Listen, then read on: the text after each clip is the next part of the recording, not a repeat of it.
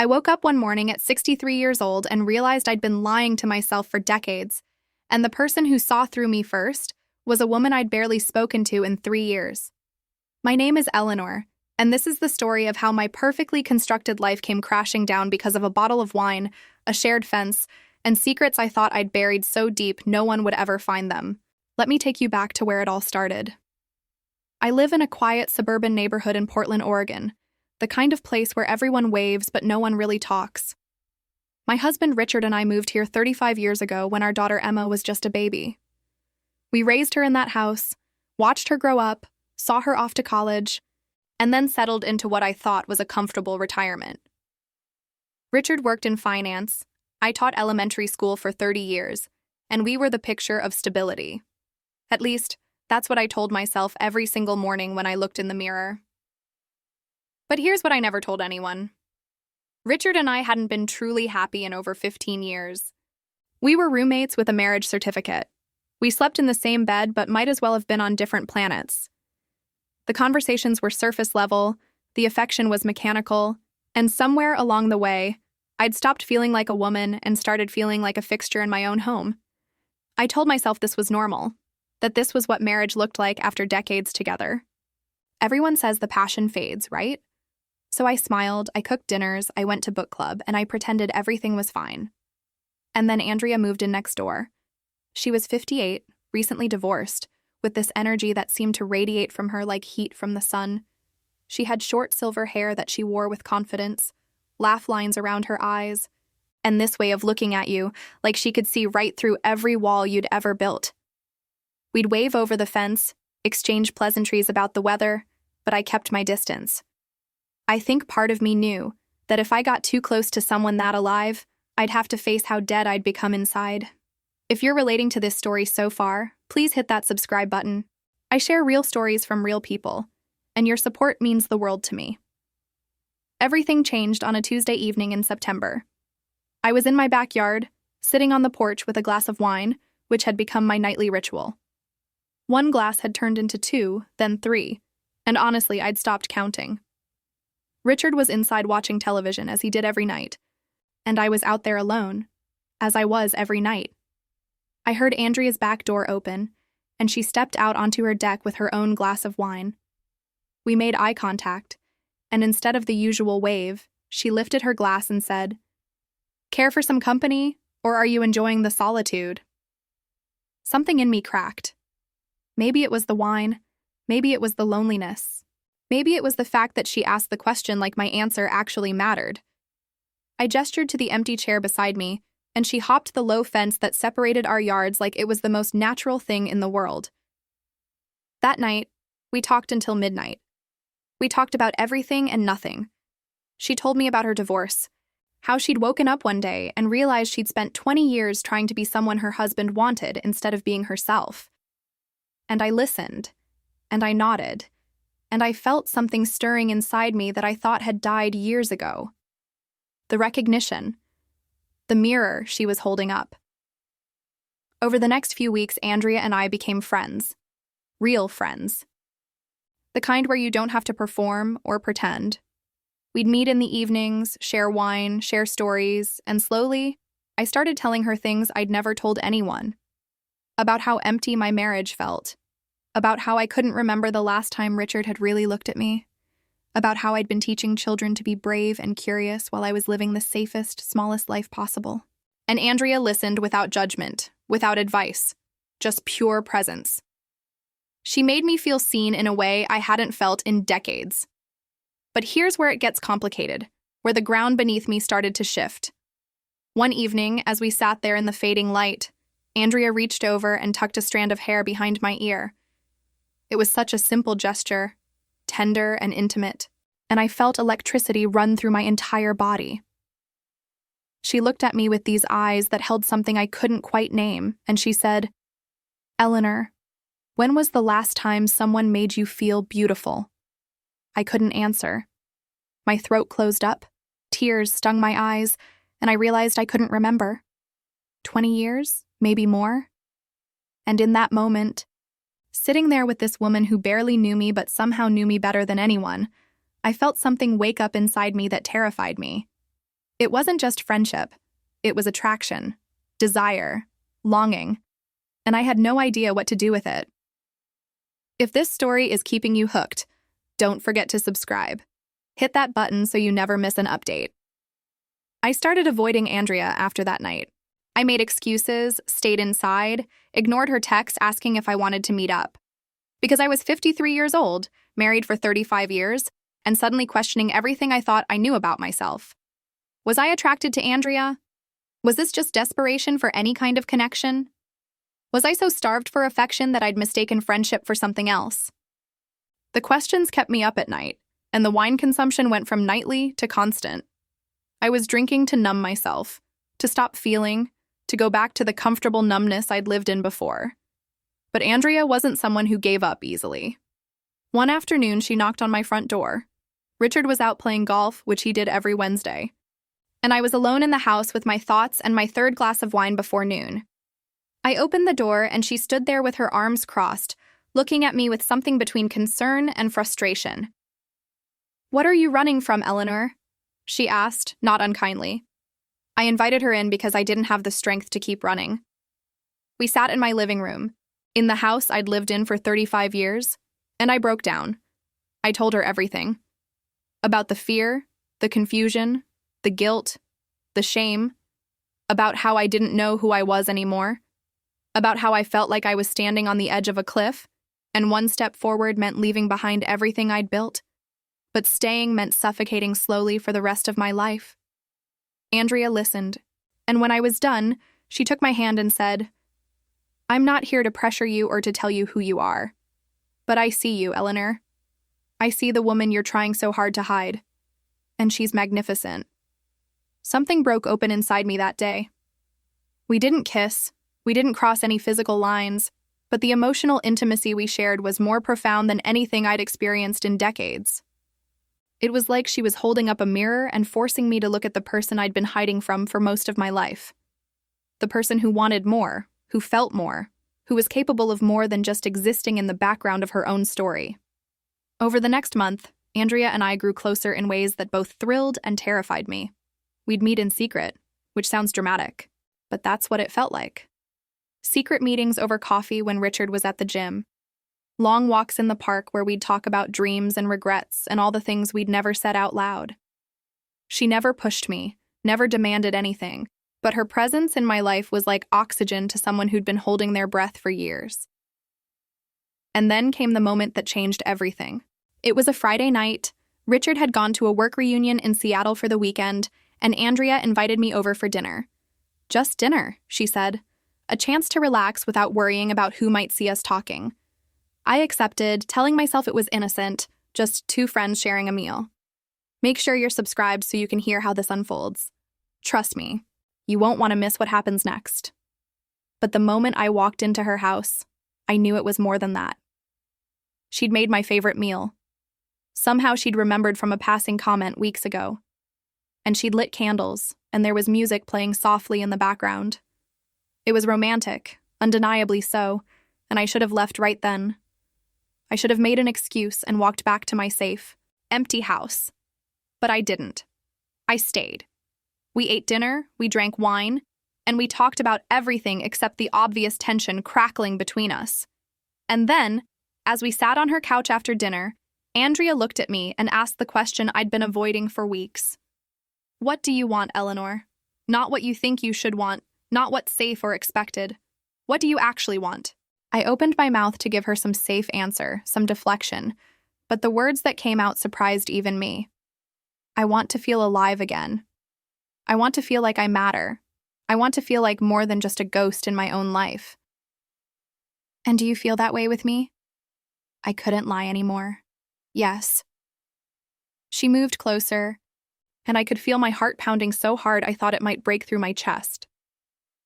She lifted her hand to my face, and for a moment, the whole world held its breath. But then my phone rang. Richard's name flashed on the screen, and reality came crashing back. I grabbed the phone, mumbled an apology to Andrea, and answered. Richard was calling to say he'd decided to come home early, that the reunion was boring, and he'd be home in a few hours. I hung up, and the spell was broken. Andrea and I sat there in silence, the weight of what had almost happened pressing down on both of us. I left soon after, mumbling something about needing to get home, and spent the next few hours in a panic cleaning the house, trying to erase any evidence of where I'd been, who I'd been with, what I'd almost done. But here's the thing about secrets. They don't stay hidden forever. They leak out in small ways. A distracted look, a phone that's suddenly password protected, unexplained absences, a lightness in your step that wasn't there before.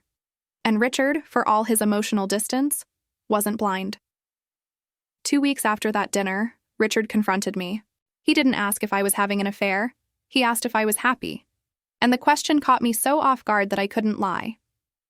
I told him no. I told him I hadn't been happy in a long time. I told him I felt invisible in our marriage, that we'd become strangers who shared a house but not a life.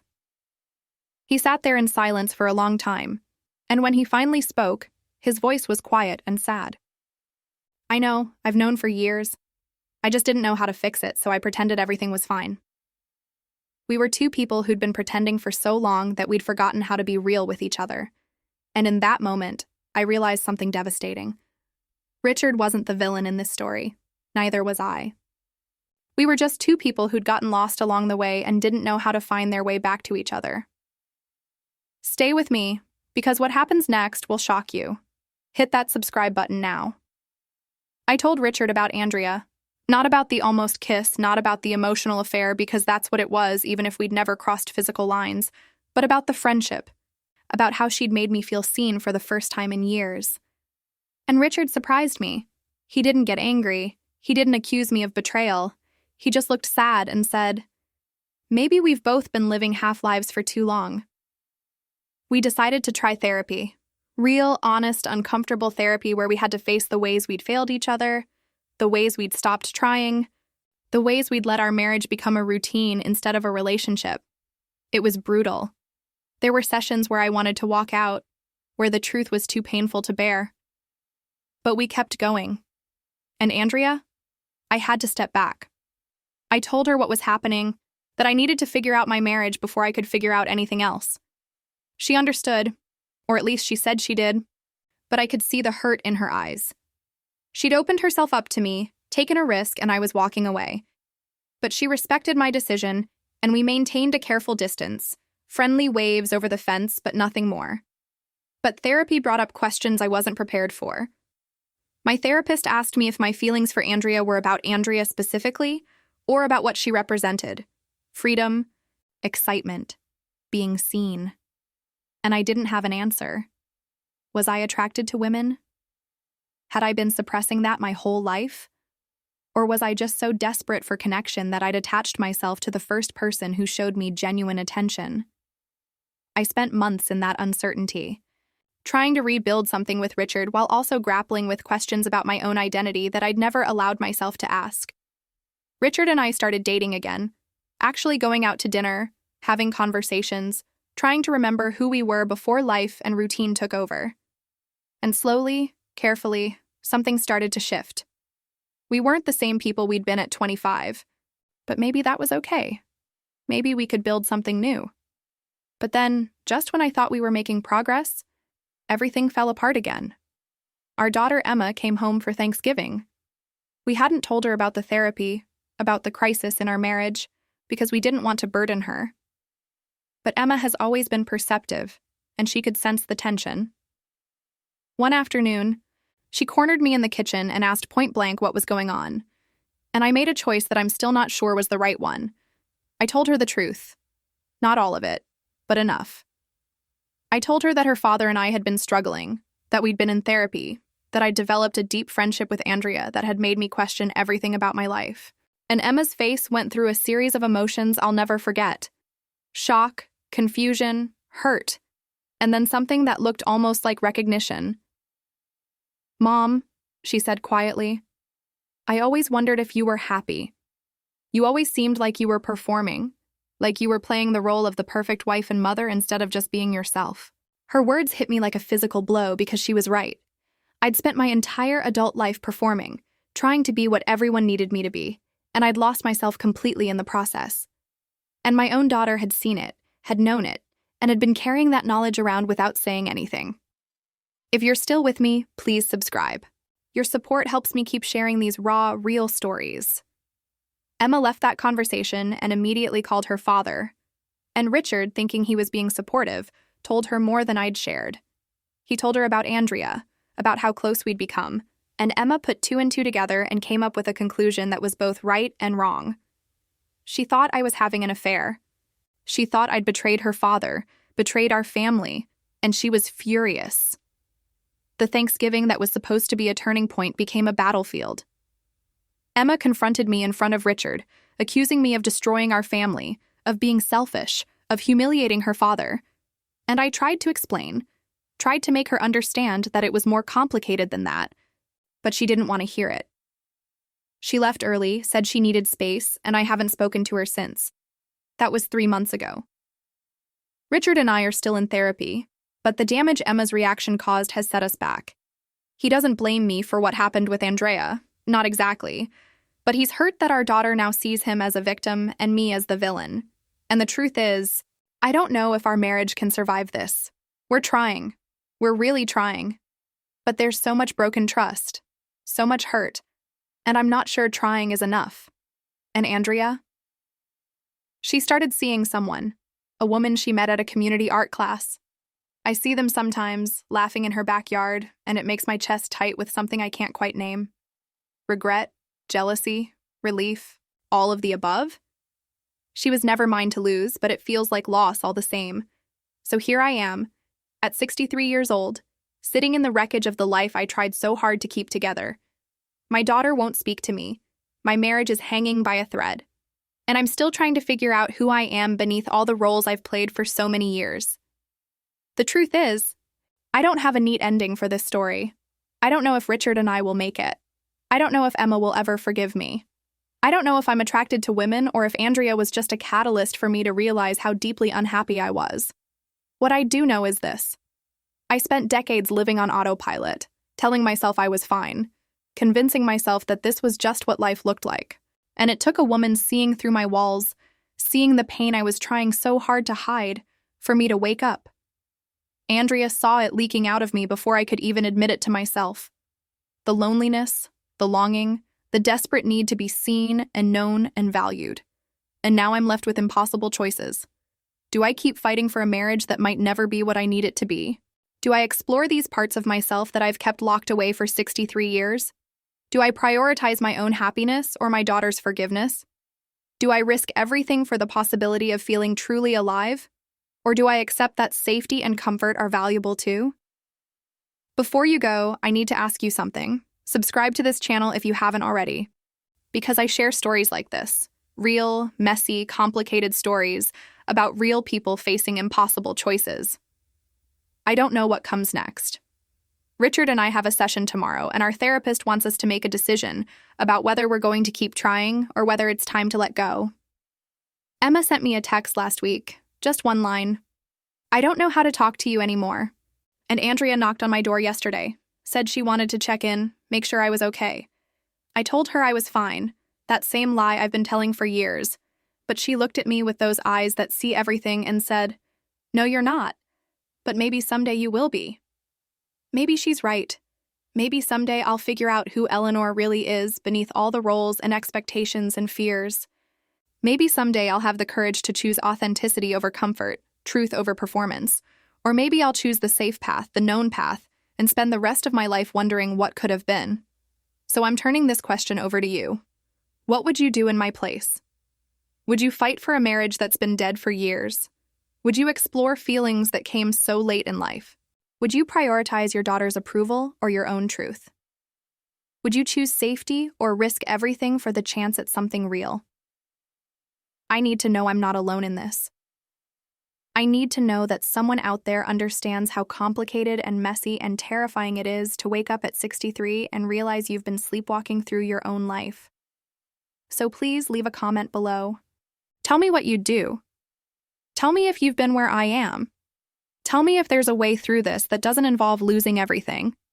And please hit that subscribe button one more time. Share this video with someone who might need to hear it. Because maybe that's the point of sharing our stories, not to find perfect answers, but to remind each other that we're not alone in the mess and the uncertainty and the desperate hope that somehow, someday, we'll figure it out. What would you do in my place? I'm waiting to hear from you.